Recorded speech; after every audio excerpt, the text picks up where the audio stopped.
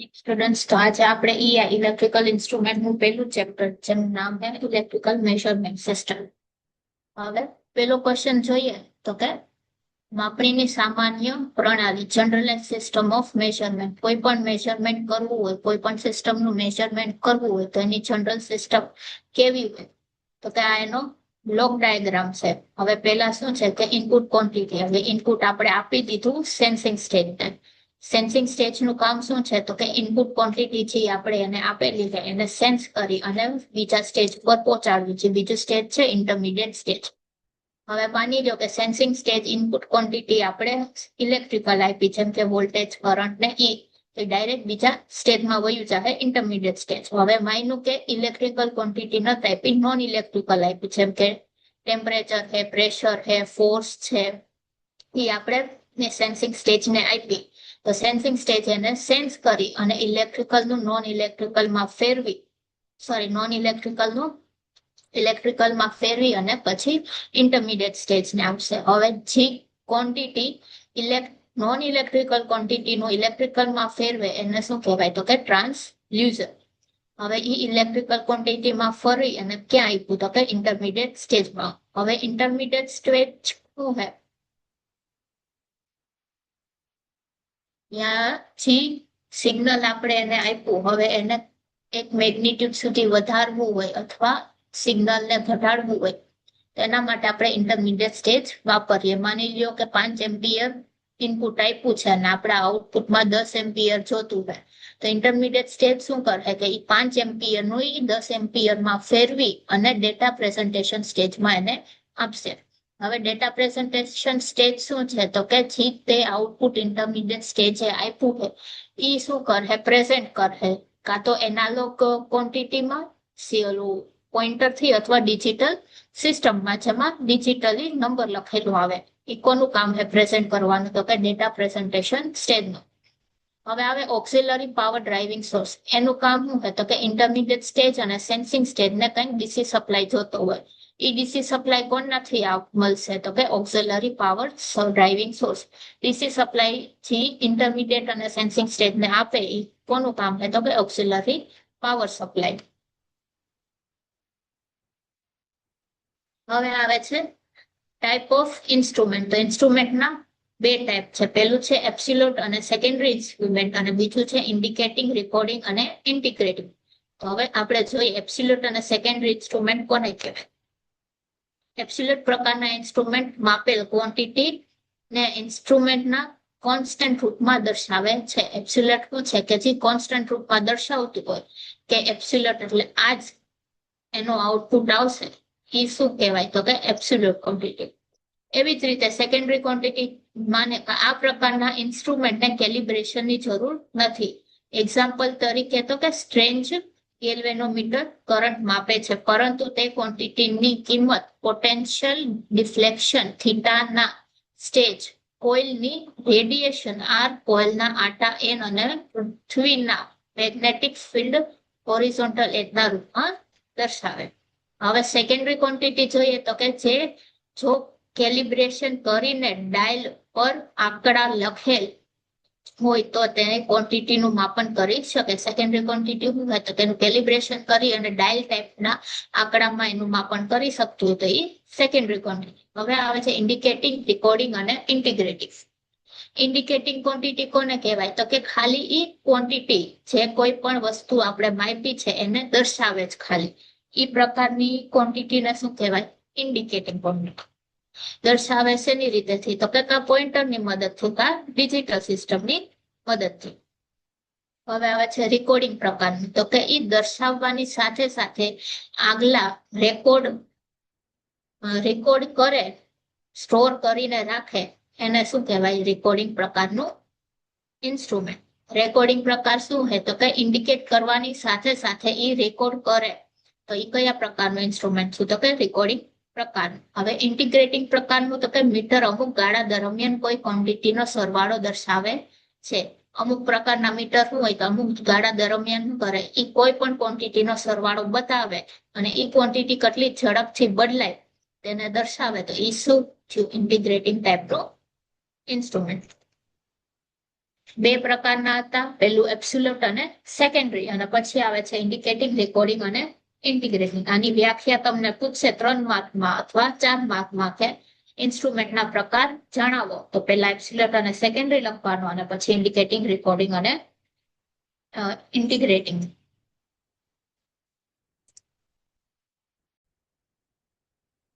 બીજો ક્વેશ્ચન આવે છે કે ઇન્સ્ટ્રુમેન્ટને લાગતા પદો એટલે ટર્મ્સ, તો આની ખાલી વ્યાખ્યા તમને પૂછશે ગમે ઈ.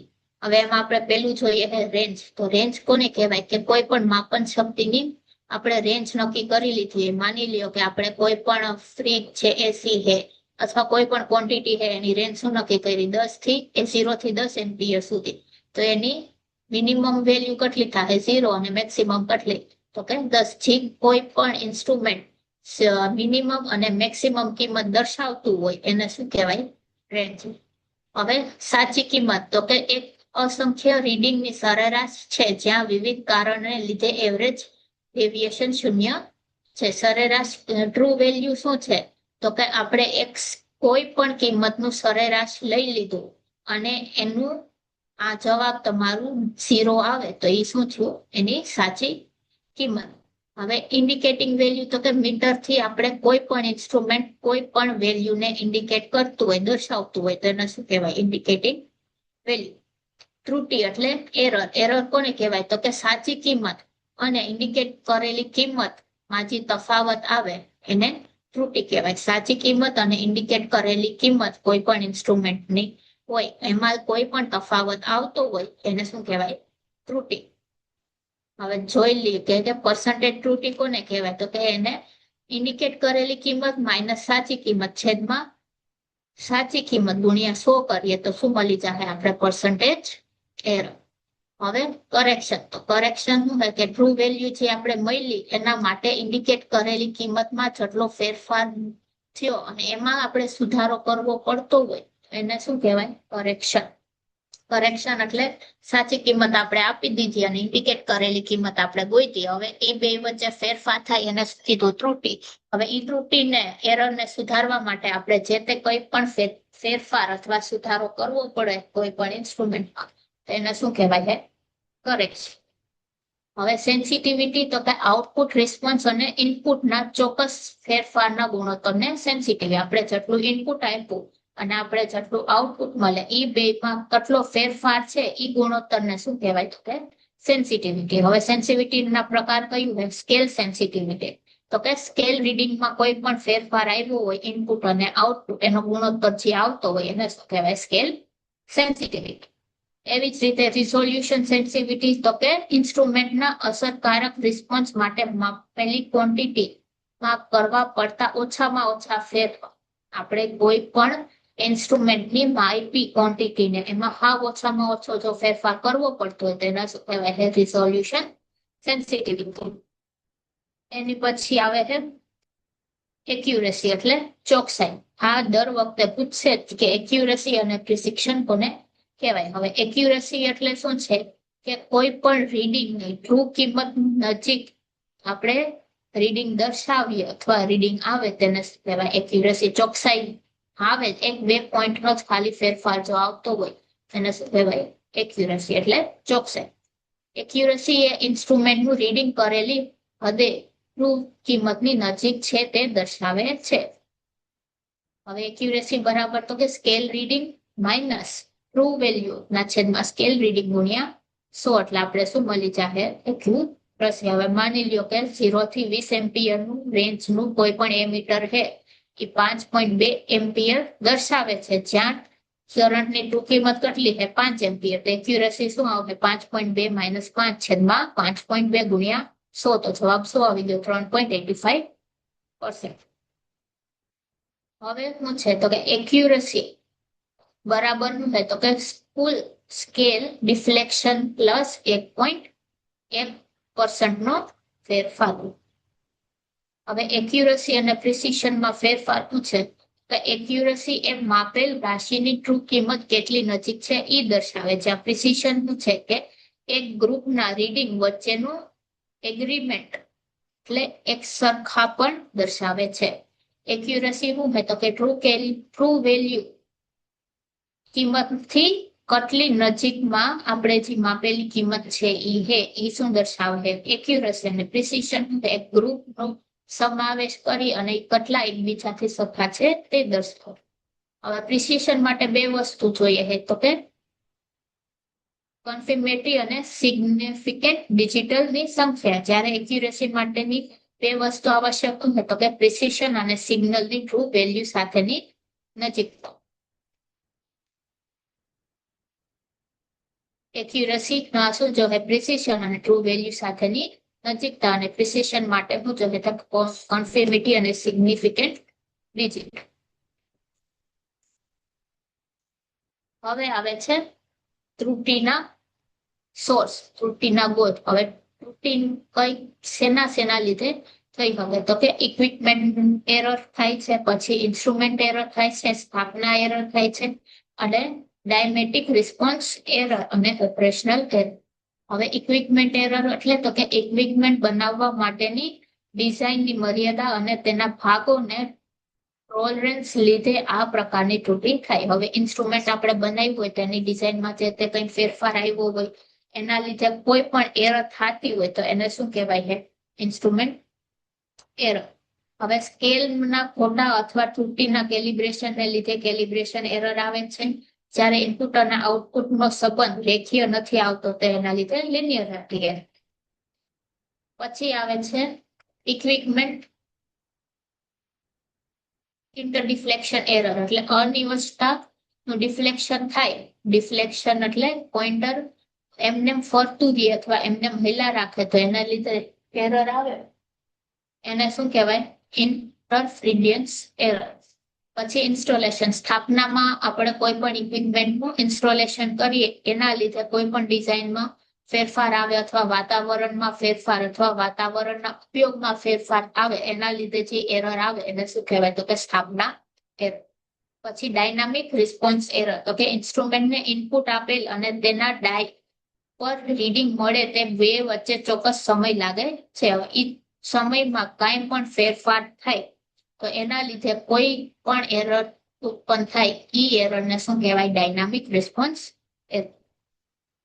હવે ઓપરેશનલ એરર. હવે ઓપરેશનલ એરર એટલે આપણે કનેક્શન આપ્યું હોય એ કંઈક ખોટું દેવાઈ ગયું હોય અથવા કરંટ જે જોતું હોય વોલ્ટેજ જે આપવાનું હોય એના કરતા વધારે અથવા ઓછું દેવાઈ ગયું હોય તો એના લીધે એરર આવે એને શું કહેવાય તો કે ઓપરેશનલ એરર.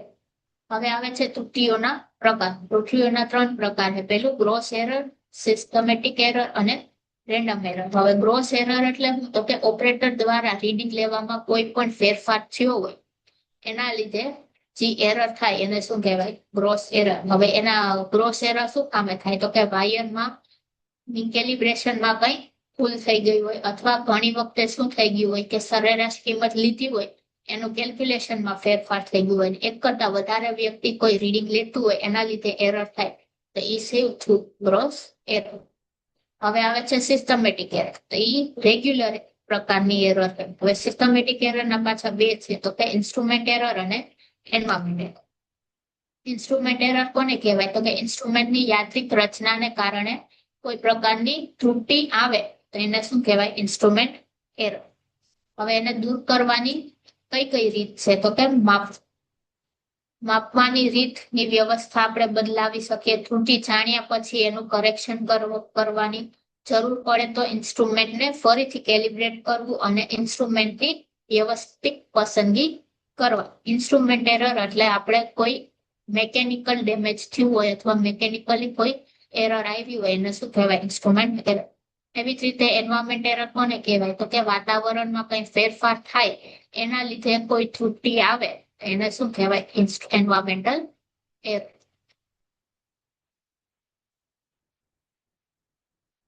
હવે આવે છે ઇન્સ્ટ્રુમેન્ટેશન સિસ્ટમનો બ્લોક ડાયાગ્રામ. આખું બ્લોક ડાયાગ્રામ છે. આગળ આપણે જનરલાઇઝ બ્લોક ડાયાગ્રામ જોયું એટલે બધી સિસ્ટમનું એક જનરલ બ્લોક ડાયાગ્રામ હોય એ. અને આ ઇન્સ્ટ્રુમેન્ટેશન સિસ્ટમ પર્ટિક્યુલર એક સિસ્ટમનું કોઈ બ્લોક ડાયાગ્રામ હોય. આ ક્વેશ્ચન 7 માર્કમાં પૂછાય છે કે block diagram of instrumentation system અને ઓલો ક્વેશ્ચન 4 માર્કમાં છે એ બે ક્વેશ્ચનમાં કન્ફ્યુઝ ન થતા બે ક્વેશ્ચન અલગ અલગ છે. ઓલું જનરલ બ્લોક ડાયાગ્રામ છે, એના સિસ્ટમનું બ્લોક ડાયાગ્રામ.